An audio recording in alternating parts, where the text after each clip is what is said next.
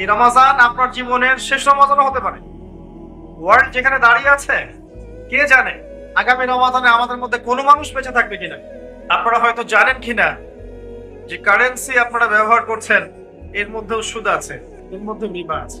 যারা ইকোনমিক সেকশনে পড়াশোনা করেছেন তারা জানেন যে আপনার পেপার মানির মধ্যে সুদ আছে। সামনে যেটা আসবে ক্রিপ্টোকারেন্সি, এখানে আরো ভয়ঙ্কর সুদ থাকে। সবচেয়ে বড় কথা হচ্ছে এর উপরে সেন্ট্রাল ব্যাংকদের কন্ট্রোল থাকবে না। অলরেডি কিছু কান্ট্রির মধ্যে এটা লঞ্চ করা হয়েছে, আলহামদুলিল্লাহ। আমাদের কান্ট্রিতে এটা লঞ্চ করা হয়নি, শুকরিয়া আমাদের, আলহামদুলিল্লাহ। রিবা প্রত্যেকটা ক্ষেত্রে আছে।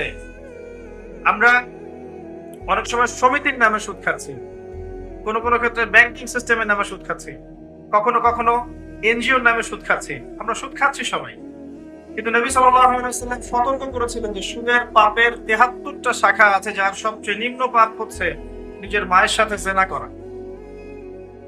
এই কথাগুলো আমাদের কলবে এখন আর আঘাত পড়ে না। নবীজি বলেছেন সুদের ৭৩টা শাখা আছে পাপের, যার সবচেয়ে নিম্ন শাখা হচ্ছে নিজের মায়ের সাথে জেনা করা। নাউযুবিল্লাহ। আর সর্বোচ্চ শাখা হচ্ছে ইয়া আইয়ুহাল্লাযীনা আমানু ইত্তাকুল্লাহ ওয়া যারু মা বাকিয়া মিনার রিবা ইন কুনতুম মুমিনিন। সর্বোচ্চ পাপ হচ্ছে আল্লাহ বলছেন, হে মুমিনগণ তোমরা সুদ ছেড়ে দাও, আল্লাহকে ভয় করো। ওয়া ইল্লাম তাফআলু, যদি তোমরা এটা না করো, ফা'যানু বিহারবিন মিনাল্লাহি ওয়া রাসূলিহি, তাহলে আল্লাহ এবং তার রাসূলের সাথে যুদ্ধের ঘোষণা শুনুন। এটা সর্বোচ্চ পাপ। সুদের মধ্য দিয়ে আমরা আল্লাহ এবং তার রাসূলের সাথে যুদ্ধ করছি। একদিকে আল্লাহ এবং তার রাসূল, একদিকে কাফের মুশরিক। আপনি কার পক্ষে যুদ্ধ করবেন বলেন? একদিকে আল্লাহ এবং তার রাসূল, একদিকে কাফের মুশরিক, আপনি কার পক্ষে যুদ্ধ করবেন? রিবার মধ্য দিয়ে আমরা আল্লাহ এবং তার রাসূলের বিরুদ্ধে যুদ্ধ করছি, কাফের মুশরিকদের পক্ষে যুদ্ধ করছি।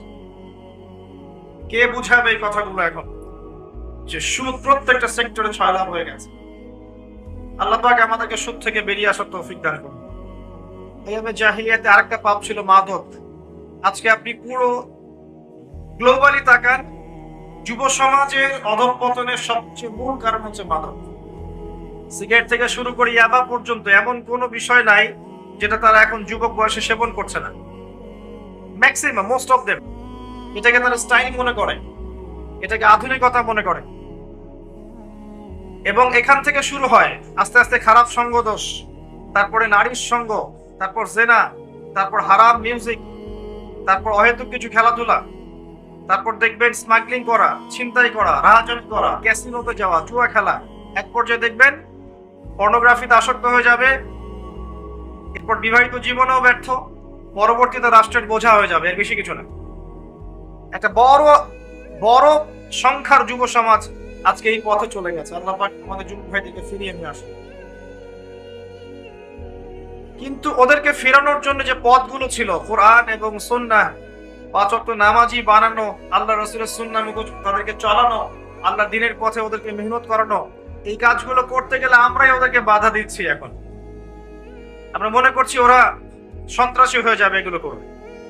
আমরা মনে করছি ওরা যদি দাড়ি রাখে সন্ত্রাসী হয়ে যাবে, টাকনুর উপর কাপড় পরলে মৌলবাদী হয়ে যাবে, ৫ ওয়াক্ত নামাজ পড়লে নষ্ট হয়ে যাবে। এমন অনেক পিতামাতাই মনে করছে। পিতামাতা ভয় পায় যখন সন্তান গান বাজনা করে, বাদ্যযন্ত্র নিয়ে পড়ে থাকে, গার্লফ্রেন্ডের সাথে অ্যাফেয়ার করে, তখন দেখবেন পিতামাতার খুব একটা টেনশন নাই। অনেক পিতামাতাকে দেখা যায় যখন সন্তান ফিরে এসেছে আল্লাহর পথে, নামাজ কালাম পড়ছে, মাশাআল্লাহ, কোরআন তেলাওয়াত করছে, ইসলামিক বইপত্র পড়ছে, হারাম সঙ্গ ত্যাগ করেছে, হারাম সার্কেল ত্যাগ করেছে, হারাম অ্যাফেয়ার্স ত্যাগ করেছে, মাদক ছেড়ে দিয়েছে, পিতামাতার টেনশন বৃদ্ধি হয়েছে। সবকিছু উল্টে যাচ্ছে। এটা সেই হাদিসের বাস্তবায়ন যেখানে নবী সাল্লাল্লাহু আলাইহি ওয়াসাল্লাম বলেছিলেন যে আখিরুজ জামান, কিয়ামতের আলামত দুটো, মেজর দুটোর মধ্যে একটা হচ্ছে আনতালিদাল আমাতু রাব্বাতুহা, দাসী তার মনিবকে জন্ম দিবে। দ্যাট মিন্স সমাজের সত্য মিথ্যা, ন্যায় অন্যায়, হক বাতিলের মানদণ্ড উল্টে যাবে। মানুষ সত্যবাদীকে মিথ্যাবাদী বলবে, মিথ্যাবাদীকে সত্যবাদী বলবে, সত্যকে মিথ্যা বলবে, মিথ্যাকে সত্য বলবে। মানুষ ন্যায় অন্যায়ের মানদণ্ড উল্টে দিবে। যেখানে খুশি হওয়ার কথা সেখানে রাগ হচ্ছে, যেখানে রাগ হওয়ার কথা ওটাতে খুশি হচ্ছে। মানদণ্ড উল্টে গেছে আর কি।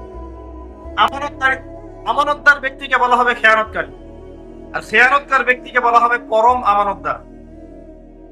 মানুষ হারাম খাবে, হারামকে হালাল মনে করবে, হালালের পিছনে পরিশ্রম করাকে মানুষ মনে করবে আমি পিছিয়ে পড়ছি। পৃথিবীর প্যাটার্নটা উল্টে যাবে। এটাই হয়েছে এখন। মাদকের সয়লাব সব জায়গায় দেখবেন আইয়ামে জাহিলিয়াতেও ছিল। আইয়ামে জাহিলিয়াতে নারীর অবমাননা ছিল। এখনকার বিশ্বের দিকে তাকিয়ে দেখেন, প্রত্যেকটা সেক্টরে আপনি দেখবেন মেয়েদেরকে পণ্যের মতো ব্যবহার করা হচ্ছে। তাদের দেহটাকে পণ্যের মতো ব্যবহার করা হচ্ছে।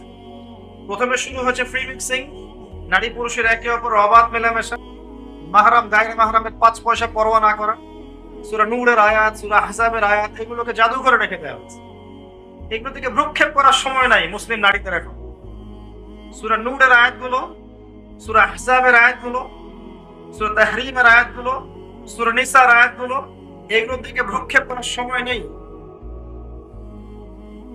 দেখবেন ফ্রি মিক্সিং সব জায়গায় চলছে। এরপরে দেখবেন তাদের পোশাক, তারা ছেলেদের পোশাক পরে ঘুরছে, পোশাক পরেও নগ্ন থাকছে। দেখবেন ফাংশনাল রোল চেঞ্জ হয়ে গেছে, পুরুষদের জায়গায় মেয়েরা, মেয়েদের জায়গায় পুরুষেরা। এর উপরে দেখবেন উপর থেকে পর্নোগ্রাফি প্রত্যেকের ঘরে ঘরে এবং অশ্লীল সংস্কৃতি, যার মধ্যে দিয়ে মানুষ ভিতর থেকে পশু হয়ে গেছে। প্রত্যেকটা সেক্টর, স্কুল থেকে শুরু করে কলেজ, ইউনিভার্সিটি, আপনার ব্যবসা প্রতিষ্ঠান, আপনার চাকরি ক্ষেত্র, ইভেন্ট পলিটিক্যাল মিছিল, সবখানে দেখবেন মেয়ে ছেলে ফ্রি মিক্সিং। এর ফলশ্রুতিতে দেখবেন যে হালাল সম্পর্কগুলোর জায়গায় জেনা, ধর্ষণ, ব্যভিচার, পরকীয়া বেড়েছে। সমাজের কাঠামোটা নষ্ট হয়ে গেছে। এটা আইয়ামে জাহিলিয়াতকেও হার মানিয়েছে। এবং আমরা এখনো কন্যা সন্তানকে হয়তো জীবন্ত দাফন করি না, কিন্তু গর্ভে যদি কন্যা সন্তান আসে অ্যাবর্শন করে ফেলতে চাই। এটা কিন্তু আমাদের মধ্যে আছে। আবার অনেক সময় দেখা যায় কন্যা সন্তান হলে মুখটা কালো হয়ে যায়, ফোন করে বলা হয় এবার দুঃসংবাদ, ইনশাল্লাহ পরের বার সুসংবাদ হবে, সবর করো। আইয়ামে জাহিলিয়াতে গোত্রীয় হানাহানি ছিল। এখন আপনি গোত্রীয় হানাহানিটাকে দেখবেন ধর্মীয় হানাহানি, এক দল আরেক দলের বিরুদ্ধে, এক আলেম আরেক আলেমের বিরুদ্ধে, এক বক্তা আরেক বক্তার বিরুদ্ধে, এক সংগঠন আরেক সংগঠনের বিরুদ্ধে। এটা ধর্মীয় হানাহানি, এক তরিকা আরেক তরিকার বিরুদ্ধে। পলিটিক্যালিও দেখবেন আমরা হানাহানিতে আছি। নিজের মায়ের পেটের ভাই দুজন দুটো দল করে হানাহানি, কাটাকাটি, মারামারি, হিংসা, বিদ্বেষ, অথচ নিজের মায়ের পেটের ভাই। জিওপলিটিক্যাল ক্ষেত্রে দেখবেন এক দেশের সাথে আরেক দেশের মারামারি, ইকোনমিক স্যাংশন, সামরিক আগ্রাসন। এখন সামনে হতে পারে নিউক্লিয়ার যুদ্ধ, যেটা দ্বার প্রান্তে এই মানব জাতি দাঁড়িয়ে আছে। আমরা তো অনেক বড় বড় স্বপ্নের কথা বলি, মানব জাতি দাঁড়িয়ে আছে একটা নিউক্লিয়ার যুদ্ধের সামনে। যে কোনো সময় বিশ্বের ম্যাসাকার নিউক্লিয়ার যুদ্ধ হতে পারে, যে কোনো সময়। তার 1914 থেকে চেষ্টা করে আসছে, 1914 থেকে চেষ্টা করছে, 1914, 1947, 1962, তারপর আরব ইসরায়েল যুদ্ধগুলোর সময়। এখন আবার নতুন করে সিরিয়াতে তারা চেষ্টা করেছিল, পারে নাই। এখন আবার নতুন ইস্যু তৈরি করে রাশিয়া ইউক্রেন দিয়ে আবার শুরু করছে, নিউক্লিয়ার যুদ্ধের দিকে মানুষকে নিয়ে যাচ্ছে। উস্কে দিচ্ছে বিশ্বের একটা অংশের মানুষ। তারা চাচ্ছে দে আর লাস্টিং ফরওয়ার্ড, তারা যুদ্ধের জন্য উৎসুক হয়ে আছে। যুদ্ধ বাদলেই নতুন একটা রুলিং স্টেট বিশ্বের বুকে মাথা তুলে দাঁড়াবে। যেমন করে ব্রিটেন চলে গেছে, সেভাবে আস্তে আস্তে ইউএসএও চলে যাবে। নতুন একটা স্টেট বিশ্বের বুকে আসবে যে সারা বিশ্বকে শাসন করবে।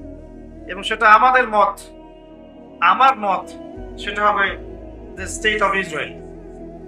আমার মধ্যে কোনো সন্দেহ নাই। আপনার সন্দেহ থাকলে আপনি অপেক্ষা করতে থাকেন। আমার মধ্যে কোনো সন্দেহ নাই যে সে বিশ্বকে রুল করবে একটা নির্দিষ্ট সময় পর্যন্ত। এরপরে তার পতন হবে, তার আগে নয়। তার পতনটা ঈসা ইবনে মারিয়ামের হাতে।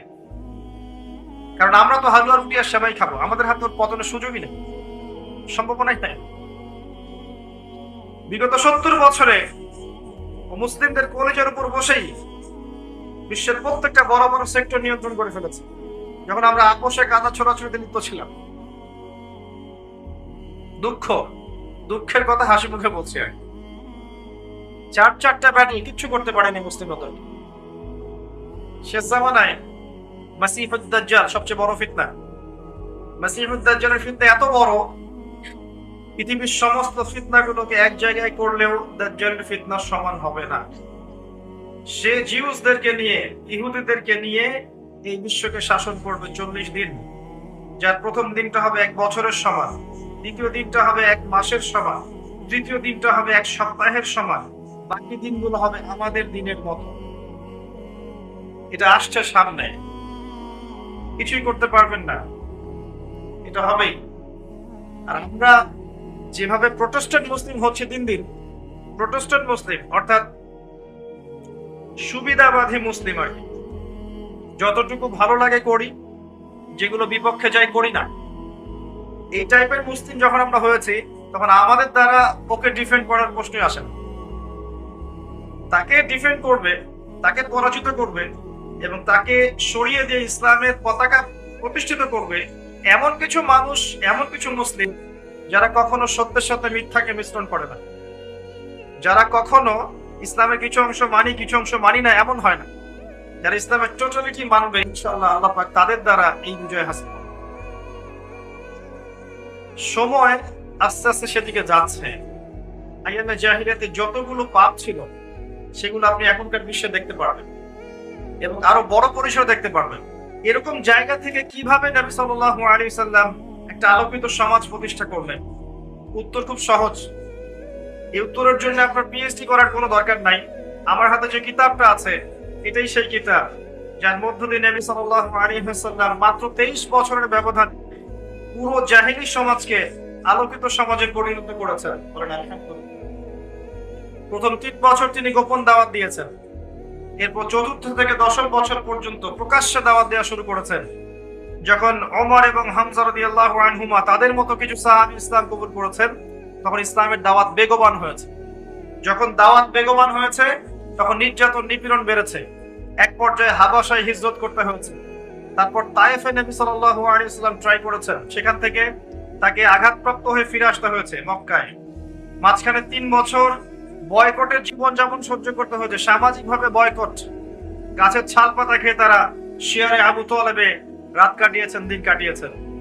তারপরে অল্প কিছুদিনের ব্যবধানে তার চাচা আবু তালেব এবং স্ত্রী খাদিজা রাদিয়াল্লাহু আনহা ইন্তেকাল করেন। এরপর নবী সাল্লাল্লাহু আলাইহি ওয়াসাল্লামকে আল্লাহ পাক মেরাজ করান। আল্লাহ পাক তার মনকে শান্ত করেন পরকালের নিদর্শনগুলো দেখা। এরপর ইয়াসরিব থেকে 6 জন যুবক আসে মদিনা থেকে, এসে ইসলাম কবুল করে যায়। পরের বছর তারা 12 জনকে নিয়ে আসে। তারপরের বছর 75টা ফ্যামিলি আসে, এসে ইসলাম কবুল করে।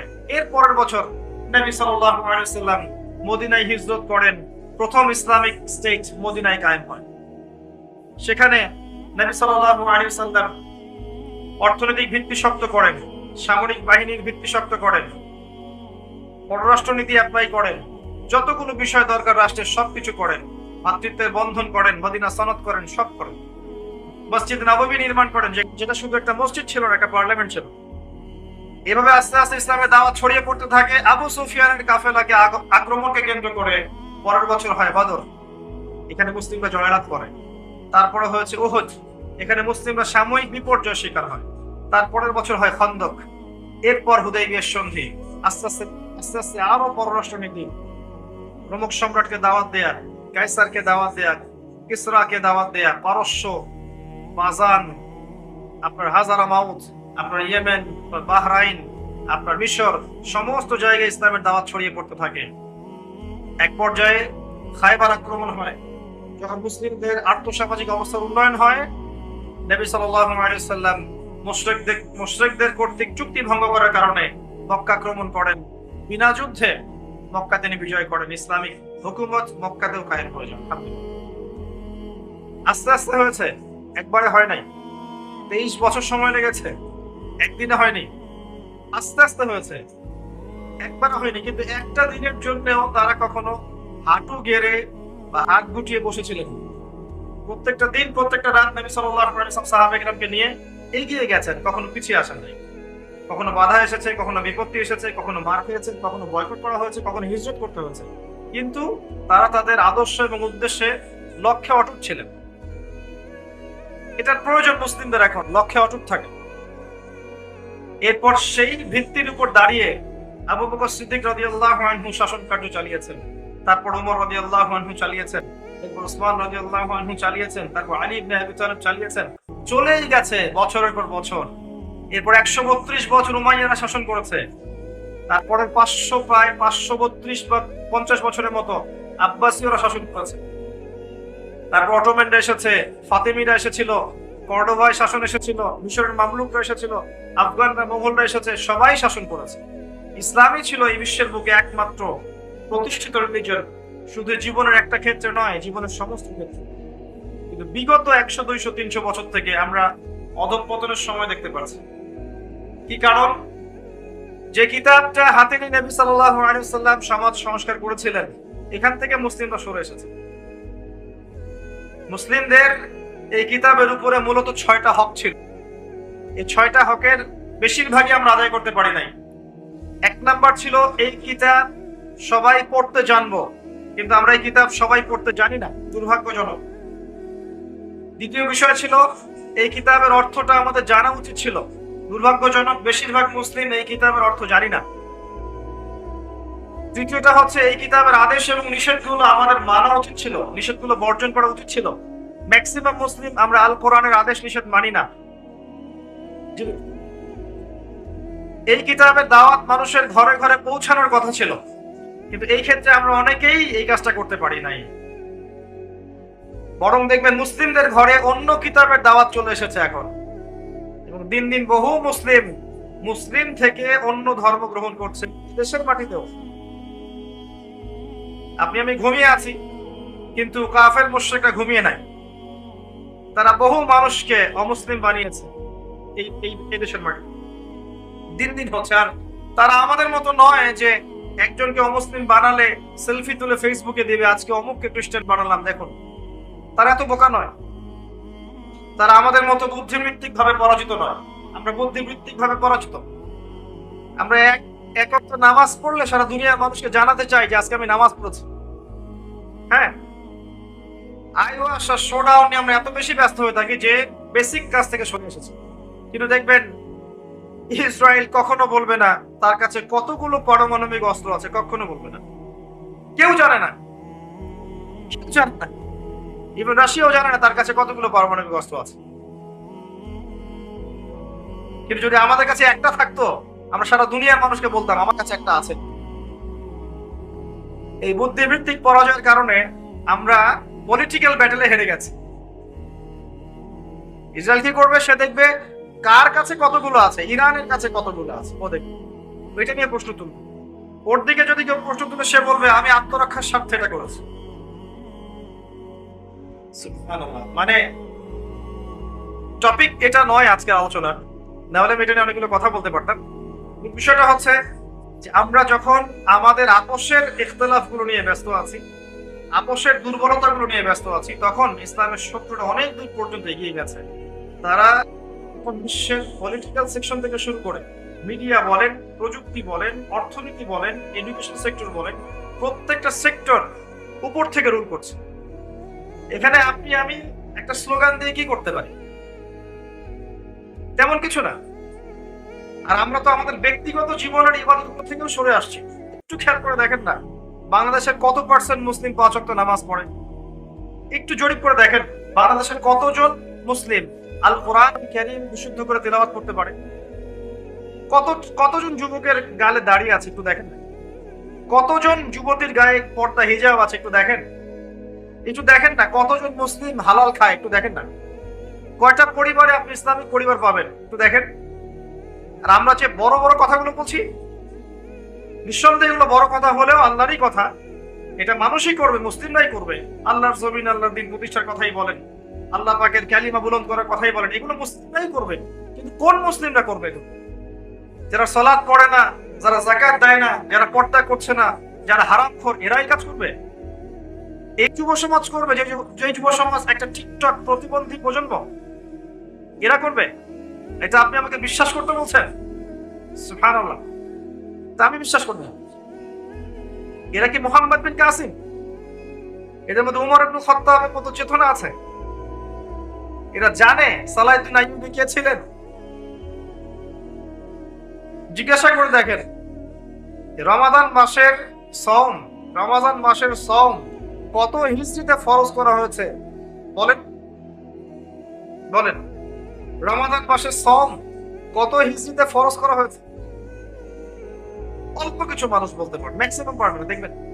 কিন্তু জিজ্ঞাসা করেন কয়েকদিন আগে বাংলাদেশে একজন পর্ন স্টার এসেছিল, নাম কি? দেখেন সবাই বলতে পারছে। দেখছেন? হাসছেন? এটা বাস্তবতা। আমি অবাস্তব অনেক স্বপ্ন দেখি না।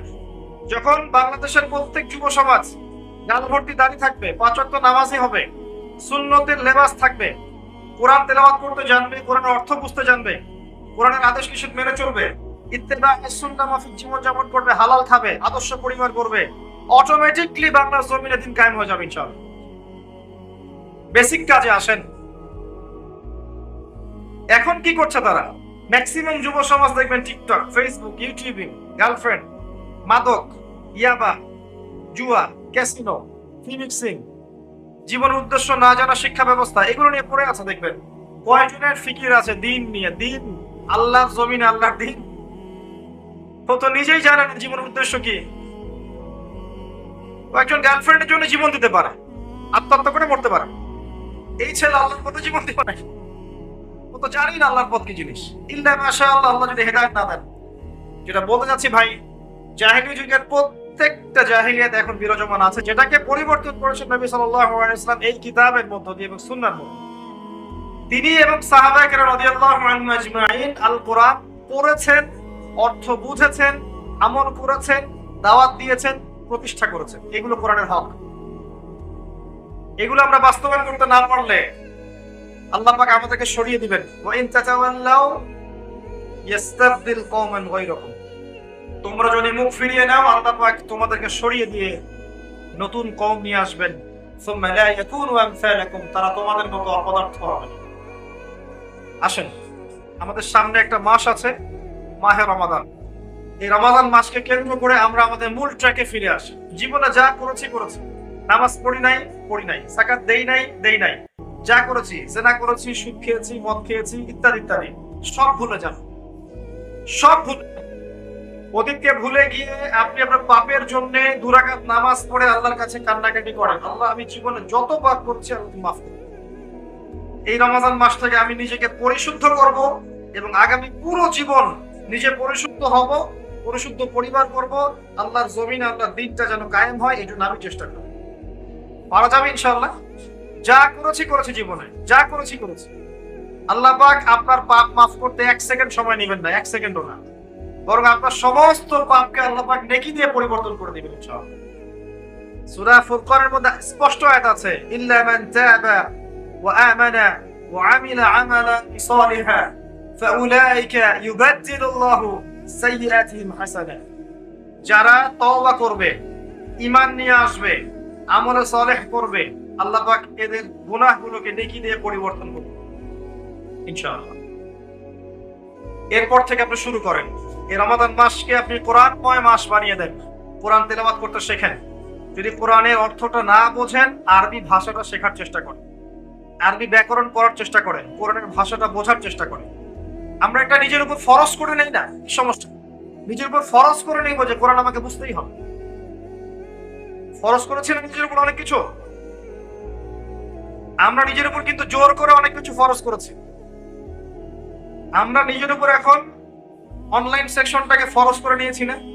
সারাদিন অনলাইনে একটু সময় দেওয়াই লাগবে, ফরজ। ছেলে মেয়ে অ্যাফেয়ার করবে, এটাকে আমরা ফরজ করে নিয়েছি না? এটা করতেই হয়, না করলে স্মার্টনেস থাকে না। আমরা ফরজ করে নিয়েছি ছেলেরা স্মোক করবে, এটা স্মার্টনেস। আমরা ফরজ করেছি আমাকে একটা অনার্স সার্টিফিকেট অর্জন করতেই হবে, মাস্টার্স সার্টিফিকেট অর্জন করতেই হবে, না হলে আমি সমাজে মুখ দেখাতে পারবো না। অনেক কিছু তো আমরা ফরজ করে নিয়েছি নিজের উপরে। আসেন না, আল্লাহর কোরআনের অর্থটা বুঝতে হবে, এটা ফরজ করে নেই, পারা যাবে না ইনশাআল্লাহ। আপনি সায়েন্স, আর্টস, কমার্স পড়ছেন, মেডিকেল কোচিং করছেন, বিসিএস কোচিং করছেন, আপনি ইঞ্জিনিয়ারিং পড়ছেন, কত কি পড়ছেন, আল কোরআনের ভাষা বোঝার জন্য অ্যারাবিক শেখা যাবে না? বাংলাদেশের এমন কোন মহিলা আছে যে হিন্দি ভাষা বোঝে না? আছে? যাকে তাকে জিজ্ঞাসা করেন, বাংলার মহিলাদেরকে জিজ্ঞাসা করেন, হিন্দি দিয়ে প্রশ্ন করেন, ও বুঝবে। বলতে না পারলেও বুঝবে কি বলছেন আপনি। কিভাবে সম্ভব? কোন স্কুলে পড়ানো হয়, কলেজে পড়ানো হয়, মাদ্রাসায় পড়ানো হয়, লেখানো হয়?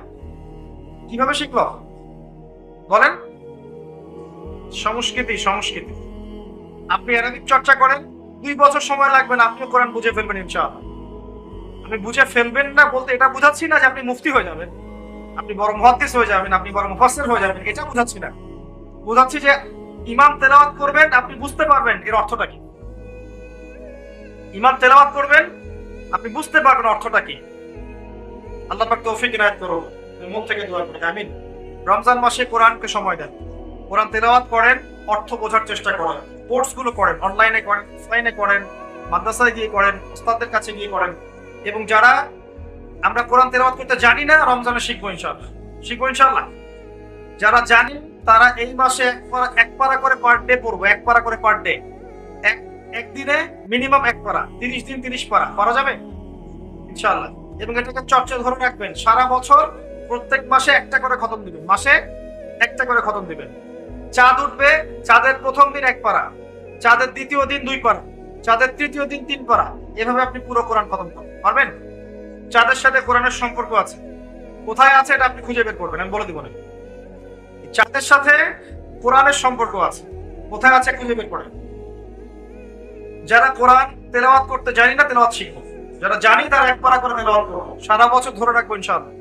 যারা এর চেয়ে ভালো পারি হাফেজ, রমজান মাসে কোরআনের হিফজ চর্চা করব, পুরো কোরআনটা হিফজ চর্চা করবো ইনশাআল্লাহ, করা যাবে ইনশাআল্লাহ। যারা এর চেয়ে বেশি পারে তারা ইনশাআল্লাহ তাআলা কোরআনের গবেষণায় লিপ্ত হব, অর্থগুলো বোঝার চেষ্টা করব।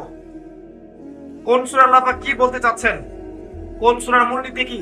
আপনার বাসায় তাফসীর ইবনে কাসির থাকলে এটা পড়বেন, মারিফুল কোরআন থাকলে এটা পড়বেন, জালালাইন থাকলে এটা পড়বেন, যেটা আছে আপনার কাছে এটাই পড়বেন।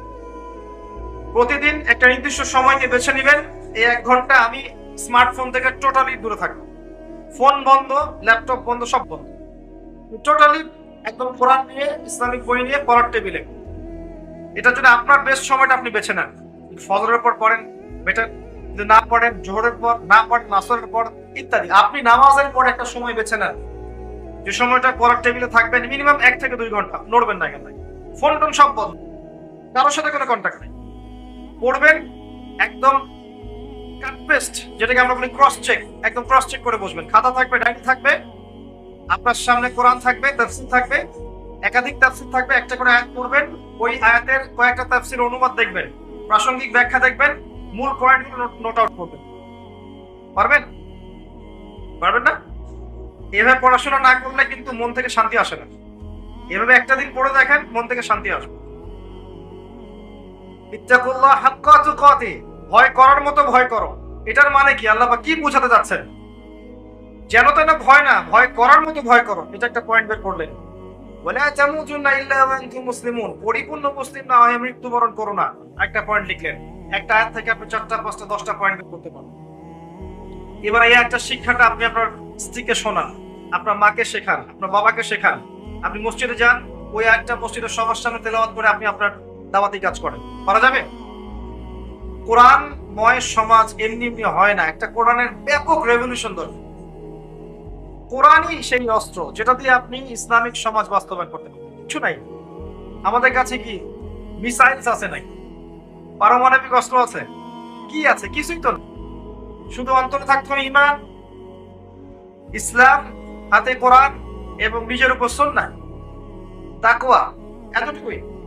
তাওয়াক্কুল, প্রচেষ্টা, মুজাহাদা, ইস্তেকামা, এগুলোর মধ্য দিয়ে ইনশাআল্লাহ তাআলা ইসলামের বিজয় আসে। কোরআনে সময় দেন, রমজান মাসে কোরআনময় হয়ে যায়। যারা আরো বড় স্কলার, তারা কোরআনের আরো বেশি গবেষণা করে এই রমাদান মাসে 30 দিন 30টা টপিকে উম্মাকে কিছু কিছু কথা বলবেন, শেখাবেন, চর্চা করবেন এবং এগুলোকে মানুষের দুয়ারে দুয়ারে পৌঁছে দিবেন। শুধু মুসলিমদের দুয়ারে নয়, অমুসলিমদের দুয়ারে দুয়ারেও পৌঁছে দিতে হবে। যদি আমরা না দেই, অমুসলিমরা আমাদের দুয়ারে ওদের কিতাব পৌঁছে দিবে, দেখবেন দিচ্ছে এখন। কিন্তু আপনারা তো খবর রাখেন কিনা জানি না, তো বাংলাদেশে প্রচুর মানুষ এখন দিন দিন খ্রিস্টান হচ্ছে, ডে বাই ডে। এটা তাদের ক্রেডিট বলবেন নাকি আমাদের ব্যর্থতা বলবেন? আমি বলবো আমাদের ব্যর্থতা। তাদের ক্রেডিট কি? পেট্রোডলার, টাকা দেয়া, সেবার নামে করা, চাকরি দেয়া, বাড়ি করে দেয়া, জব দেয়া, এগুলো দিয়ে মানুষকে টানা। আমি দুর্বল না হলে আমাকে টানবে কিভাবে? আমার মধ্যে ঈমান থাকলে, ইসলাম থাকলে, 5 ওয়াক্ত নামাজি আমি যদি হই, কোরআনময় জীবন গড়ি, আমাকে কিভাবে টানতে পারে? তাহলে ব্যর্থতা কোন জায়গায়? ওদের সাফল্য না আমাদের ব্যর্থতা? আমরা দাওয়াতি কাজ কিন্তু সব দিকে ফোকাস করছি না। দেখেন আজকে মাহফিলে এসেছি আমরা, আলহামদুলিল্লাহ। আর আমি একটা মাহফিলে গেলে আমি আশা করি না পরের বার আমি এখানে আসতে পারবো, এই জন্য আমি কিছু কথা খোলাখুলি বলে যাই। দেখেন একটা মাহফিল সবকিছু নয়। যখন কনস্ট্রাকটিভলি কাজ হবে, একদম গোড়া থেকে আস্তে আস্তে আস্তে আস্তে কিন্তু পরিবর্তন আসবে। একটা মাহফিল আমরা উজ্জীবিত হতে পারি, সবাইকে দিক নির্দেশনা দিতে পারি, মুসলিমদেরকে ইমান একটা চর্চা, একটা মুজাহাদ, একটা চর্চা, মুরাকাবা, আত্মসমালোচনা হবে। কিন্তু এরপর কি? আজকেই শেষ? সব বন্ধ করে বাসাকে ঘুমাবো? আজকের পর থেকেই, কালকে সকাল থেকে আপনাকে কোরআন নিয়ে চলতে হবে যে ভাই কিছু কথা বলে গেছে, রমজান মাস আসার আগে আমি কোরআনটা বড় শিখে ফেলাই, রমজান মাসে কোরআনটা শেষ করি, এটা তিলাওয়াত শুরু থেকে শেষ পর্যন্ত খতম দেই, দেওয়ার পর অর্থগুলো একটু পড়ি। হাদিসের কিতাব কিছু বলে গেছে ভাই, নাম বলেছে রিয়াদুস সালিহিন, মিশকাতুল মাসাবি, বুলুগুল মারাম মিন আদিল্লাতিল আহকাম, আপনার ফয়জুল কালাম, আপনার এই হাদিসে আরবাঈন, তারপরে আপনার আবু দাউদ, নাসাই, তিরমিজি, ইবনে মাজাহ, শেষে বুখারী, মুসলিম। এই যে কিতাবগুলোর নাম ভাই বলে গেছে, কিতাবগুলো একটু কিনি, একটু বড় বড় লাইব্রেরিতে যাই, বইগুলো একটু কিনি, বাসায় একটা লাইব্রেরি করি, প্রতিদিন 1 ঘন্টা 2 ঘন্টা একটু চর্চা করি, মাদ্রাসায় পড়ি, তাতে কি হয়েছে? চর্চা করি, যেগুলো বুঝবো না আলেমদের কাছে জিজ্ঞাসা করবো, সমস্যা কি? কে বলেছে আপনি দিনের জন্য কিছু করতে পারবেন না? এটা কি সেই ধর্ম যে ব্রাহ্মণরা ছাড়া অন্য কেউ বেদ পড়তে পারবে না? ব্যাপারটা কি এমন? এটা সেই রিলিজিয়ন যেটা চর্চা সবাই করতে পারবে, কিন্তু সবাই মুফাসসির হতে পারবে না, সবাই মুহাদ্দিস হবে না, সবাই ফকিহ হবে না, কিন্তু আমভাবে সবাই তো একটা মৌলিক জ্ঞান অর্জন করতে পারবে। সমস্যা কোথায়? এই মৌলিক জ্ঞানটুকুই মানুষের মাঝে প্রচার করবে। রমাদানকে কাজে লাগান প্রিয় ভাই। এই রমাজান আপনার জীবনের শেষ রমাজানও হতে পারে। ওয়ার্ল্ড যেখানে দাঁড়িয়ে আছে, কে জানে আগামী রমাদানে আমাদের মধ্যে কোনো মানুষ বেঁচে থাকবে কিনা? কেউ গ্যারান্টি দিতে পারবে? পারবে না। অতএব এই রমাদানকে কোরআনময় করেন। এই কারণে এতগুলো কথা বলছি, কারণ রমজান মাসটা মর্যাদা মণ্ডিত হয়েছে একটা কারণে, অনলি একটা কারণে। কারণটা কি? শাহরু রমাদানাল্লাযী উনজিলা ফীহিল কোরআন। এটা সেই মাস যে মাসে আল্লাহ পাক কোরআন নাযিল করেছেন। ইন্না আনজালনাহু ফী লাইলাতিল কদর। আমি কোরআনকে লাইলাতুল কদরে নাযিল করেছি। এবং এই কোরআনকে হাতে নিয়ে 23 বছরের ব্যবধানে জাহিলিয়াতের সমস্ত শেকড় উপড়ে ফেলে একটা আলোকিত সমাজ প্রতিষ্ঠা হয়েছে। সেই আল্লাহ কি মরে গেছেন? সেই রাসূলের আদর্শ কি মরে গেছে? সেই কোরআন কি এখন পৃথিবী থেকে উঠিয়ে নেওয়া হয়েছে? সেই আল্লাহ এখনো আছেন, সেই নবীর সুন্নাহ এখনো আছে, সেই কিতাব এখনো আছে। সেই ঈমান, সেই তাকওয়া থাকলে ইনশাআল্লাহ দেখবেন সেই কিতাবকে হাতে নিয়েই আবারও সমাজ সংস্কার করা যাবে ইনশাআল্লাহ। ইসলাম কি কারো শত্রু? ইসলাম কি মানবতার শত্রু? ইসলামের কোন একটা বিধান কি মানবতা বিরোধী? কেউ যদি ইসলামের বেসিক বিষয়গুলো মেনে নেয়, সে কি ইহকাল পরকালে ব্যর্থ হয়ে যাবে না সফল হবে? ইসলাম কি কারো গর্দানে তরবারি ধরে প্রচার করা হয়েছে? জোর করে প্রচার করা হয়েছে? কেউ যদি ইসলামের বিষয়গুলো ফলো না করে, আমরা কি ওকে বোম মারবো? ওকে বোম মেরে উড়িয়ে দিব? আমরা কি গর্দানে তরবারি লাগবো? ইসলাম কিছুই করে না। ইসলাম শুধু তার সৌন্দর্য দিয়ে মানুষের মন জয় করে। ফাযাক্কির ইন্নামা আনতা মুযাক্কির লাস্তা আলাইহিম বিমুসাইতির। আল্লাহ পাক যার তাকদীরে হেদায়েত রেখেছেন, ইনশাআল্লাহ সে হেদায়েত পেয়ে যাবে। ইসলাম কখন প্রতিরোধ করে? যখন তার উপর সে মাজলুম হয়ে যায়। যখন সে মাজলুম হয়, তখন জুলুম ঠেকানোর জন্য সে বাধ্য হয়ে তার ডিফেন্সিভ ওয়েপন্স গুলো ইউজ করে। এটা কি তার অধিকার নয়? আসেন, দীর্ঘদিন পুরো 1400 বছর পর্যন্ত কোরআন এবং সুন্নাহকে হাতে নিয়েই মুসলিমরা এগিয়ে গেছে। শেষের 100-200 বছর কি এমন হলো যার ফলশ্রুতিতে আমরা আমাদের সেই গৌরবান্বিত সময়গুলো হারিয়ে ফেললাম? আমি কয়েকটা পয়েন্ট আপনাকে মেনশন করছি। পয়েন্টগুলো মেনশন করার আগে আমি জাস্ট কয়েকটা কথা বলছি। রমজান মাসে করেন আল্লাহর ওয়াস্তে, কোরআনকে সময় দেওয়ার পাশাপাশি 5 ওয়াক্ত নামাজ জামাতে পড়েন। 30টা রমজান 30টা রোজা রাখেন, রোজার পাশাপাশি আল্লাহ পাকের হারামগুলোকে ছেড়ে দেন। মা বোনদেরকে পর্দায় রাখেন, পরিবারকে সময় দেন, আদর্শ পরিবার গড়ার চেষ্টা করেন। যাকাত গুলোকে রমজান মাসে দিয়ে দেন। বেশি বেশি এই মাসে দান সাদাকা করেন, মানুষকে বেশি বেশি ইফতার খাওয়ান। দুনিয়া পূজারি হবেন না, এই মাসে আধ্যাত্মিকতা অর্জন করার চেষ্টা করেন, তাসকিয়া অর্জন করার চেষ্টা করেন। ইনশাআল্লাহ রমাদান মাস শেষ হতে না হতেই আল্লাহ পাক আপনার সমস্ত গুনাহকে মাফ করে দেবেন এবং লাইলাতুল কদর পাওয়ার চেষ্টা করেন। এবার এই জায়গায় আসেন, কি এমন হলো আমাদের, কোন কোন জায়গায় সমস্যা হলো আমাদের, যার ফলশ্রুতিতে আমরা আমাদের সেই সোনালী সময়গুলো হারিয়ে ফেললাম। আমি প্রথম কারণটা বলবো, 1 নাম্বার অজ্ঞতা। আমরা আগের মতো এডুকেটেড নই। আল্লাহ পাক প্রথম আয়াত নাযিল করেছিলেন ইকরা, পড়ুন। আমরা এখন পড়াশোনা খুব একটা করতে চাই না। বাস্তবতা এমনই, যদি অনেক অস্বীকার করতে পারে, কিন্তু বাস্তবতা এটাই, কনস্ট্রাকটিভ সিলেবাসে কেউ পড়াশোনা করতে চায় না। আপনি একটা ওয়াজ করেন, দেখেন 2.5 ঘন্টা ওয়াজ করেন, দেখবেন অনেক মানুষ বসে বসে ওয়াজ শুনছে। আপনি এই সারা রাত ওদেরকে একটা বই পড়তে দেন, আর রাহিকুল মাখতুম একটা বই দেন রাসূল সাল্লাল্লাহু আলাইহি ওয়াসাল্লামের জীবনের উপর, দিয়ে বলেন ফজরের নামাজের পরে পরীক্ষা নিব, সারা রাত পরও ফজর নামাজের পর পরীক্ষা নিব, দেখি কে কত পায়। দেখবেন আপনার পার্টিসিপেন্টের সংখ্যা 100 জন নাই, পড়তে চায় না। ওই ইউটিউবে গিয়ে দেখবেন একটা বিচ্ছিন্ন লেকচার শুনেছে। ভাই, ইউটিউবের লেকচার শোনা বা ফেসবুকের একটা লেকচারের কাটপিস শোনা এটা ইমান রিচার্জের জন্য যথেষ্ট নয়, এটা কনস্ট্রাকটিভ পড়াশোনা নয়। এভাবে আপনার মস্তিষ্ক বিক্ষিপ্ত হয়ে যাচ্ছে। আজকে এই টপিক পড়েন, কালকে ওই টপিক শোনেন, কাল পরশুদিন আরেক টপিক শোনেন। আর ইউটিউবে ঢুকলেই তো দেখবেন এই আলেম কি বললেন ওই আলেমের বিরুদ্ধে, অমুক যা বললেন তার বিরুদ্ধে, এগুলোই। এর বাইরে কি আছে? এই কাজগুলো করে মিডিয়া, এই কাজগুলো এক শ্রেণী মিডিয়া করে টাকার জন্য, ডলারের জন্য। উনি যা বললেন তার বিরুদ্ধে, উনি আবার যা রিপ্লাই দিলেন তার বিরুদ্ধে, মানে খেপিয়ে দেওয়া হয় একজনকে আরেকজনের বিরুদ্ধে। এমন এমন সামলাইন দিয়ে দিবে যে ইচ্ছাকৃতভাবে রাষ্ট্রকে, প্রশাসনকে ওই ব্যক্তির বিরুদ্ধে লাগিয়ে দেওয়া হবে। এতে করে আস্তে আস্তে মানুষ মাইনাস হতে থাকবে এবং এই ময়দান ফাঁকা হয়ে যাবে। এই কাজটা কারা করলো? এক শ্রেণী মিডিয়া করেছে, দুনিয়া পূজারি মিডিয়া। যদি এদেরকে কন্ট্রোল করা না যায়, আগামী দিনে দেখবেন আলেম ওলামাদের সংখ্যা, এই চেয়ারে বসা মানুষের সংখ্যা আরো কমে যাবে। দেখে নিন আমার কথাটা। এখনো সময় আছে দূরদর্শীদের সাথে কন্ট্রোল করতে শিখেন, তাহলে আগামীতে দেখবেন যে এরা নিজেরাই অমুসলিমদের অঘোষিত ওয়েপেন্স হিসেবে কাজ করছে। ওরা জানেই না যে ওরা কি করছে, ইসলামের ক্ষতি করছে। বাদ দেন, যেটা বলছিলাম, এগুলো ইসলাম শেখার মাধ্যম নয় কনস্ট্রাকটিভ। একটা লেকচার শুনলেন, সেই লেকচারটা যদি কনস্ট্রাকটিভ হয়, বিষয়ভিত্তিক হয়, গঠনমূলক হয়, আপনি কিছু শিখতে পারবেন। কিন্তু যদি এলোমেলো লেকচার হয়, আপনি শিখতে পারবেন না। এবং আজকে এই টপিকের একটা লেকচার, কালকে ওই টপিকের একটা, পরশুদিন আরেকটা বই পড়ছেন, তারপর দিন আরেকটা বই পড়ছেন, আপনার মাথাটা বিক্ষিপ্ত হয়ে যাবে, পড়াশোনা করতে পারবেন। আমরা যদি এভাবে স্কুল লাইফে পড়াশোনা করতাম, আমরা কি গ্রাজুয়েশন করতে পারতাম? একটা সিলেবাস ছিল না?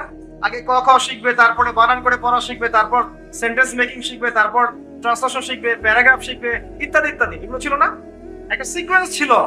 এই সিকোয়েন্স মেনটেন করে পড়াশোনা করতে হবে। এটা প্রথম কাজ, যেটা থেকে আমরা সরে এসেছি। সিকোয়েন্স গুলো কিভাবে করবেন? মাদ্রাসায় যে ক্লাসিক্যাল বইগুলো আছে পড়তে হবে। তারপরে আপনি কোরআনের সাথে হাদিস, ইসলামের ইতিহাস, রাসূলের জীবনী, তারপরে জিওপলিটিক্স, ইসলামের অর্থনীতি, এক একটা সাবজেক্ট আপনাকে পড়তে হবে। দুই ভাবে পড়তে পারেন, মাদ্রাসায় গিয়ে অথবা ওস্তাদদের সোহবতে গিয়ে। আগেকার উলামায়ে কেরাম যারা ছিলেন, সলফে সালেহিন, তারা কিন্তু মাদ্রাসায় পড়েন নাই। তারা কি করেছেন? একজন আলেমের কাছে কোরআন শিখেছেন, একজনের কাছে গিয়ে নাহু সরফ শিখেছেন, একজনের কাছে গিয়ে আরবি ভাষা সাহিত্য শিখেছেন, আরেকজনের কাছে গিয়ে হাদিস শিখেছেন, আরেকজনের কাছে উসুলে হাদিস শিখেছেন। এইভাবে আস্তে আস্তে আস্তে আস্তে তারা ফকি হয়েছেন, মুহাদ্দিস, মুফাসসির হয়েছেন। এটা একটা ভালো ট্র্যাক। এখন এটা আমি বলবো পজিটিভ, এটাই করা উচিত। যারা জেনারেল লাইনে পড়ছেন তাদের জন্য এটাই ভালো অপশন। আর যারা মাদ্রাসায় পড়ছেন তারা তো সৌভাগ্যবান, আলহামদুলিল্লাহ।